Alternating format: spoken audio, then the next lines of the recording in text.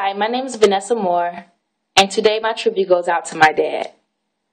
My dad is my hero. I have always considered myself lucky to have grown up with simply the best dad in the world.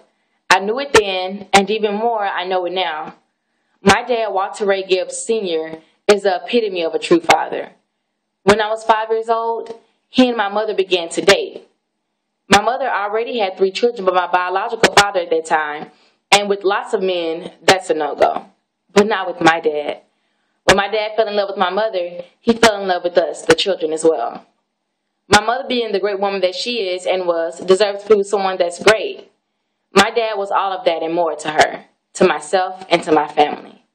Because my dad did not have any other children before he came into our lives, being a parent was really new to him. It was funny because we all used to go to the same church, and we addressed him as Brother Gibbs. Even after my parents married, we still called him Brother Gibbs.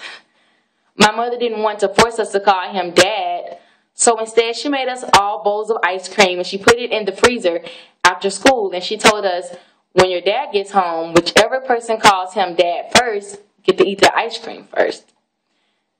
I thought this was really strange because to me he was still Brother Gibbs, and I knew my biological dad. However, at that age, it was just an incentive to me to get the ice cream first. My dad came through the door after work, and I ran into his arms. I said, "Hi, Daddy!" And his eyes lit up. He was so honored. And this is why I choose to honor him today. Even though it took a little time for me to accept him as my father, he has always held open arms for me, waiting for me to accept him, love him, and appreciate him for who he was in my life. And exactly who was he to me? He was a hard-working man. He worked in a warehouse, many overtime hours. He was a preacher in full-time ministry.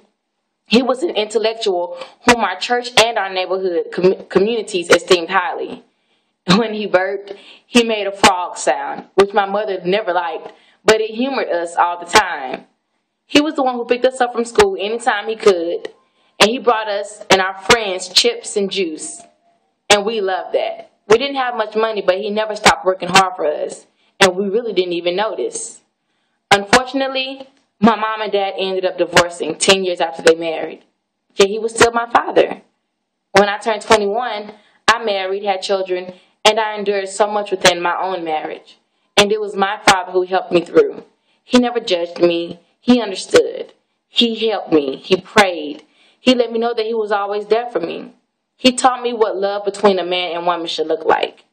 He taught me what a good father is. He taught me how to love even after you have been hurt. And most of all, he taught me that it is humanly possible to never hurt someone that you do love because he loves me. None of the relationships that I have been in has been as loving, positive, and consistent as my relationship with my father. People say that you can't be perfect, but anyone more perfect than my dad is simply non-existent because that's who he is. Anne Bradstreet once said, "If we never have any winters, the spring would not be so pleasant. If we did not sometimes taste of adversity, prosperity would not be so welcome." I didn't always agree, and I still don't. My dad has shown me that it is possible to not hurt the one that you love.